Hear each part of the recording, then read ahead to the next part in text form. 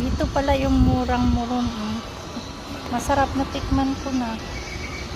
Yan, mas mura kasi sa terminal ng bus 120, 150. Yung iba po Dito kasi 100 lang. Yung sa Binagol na magkano? Yung sa Binagol po, yung isa po 70 po.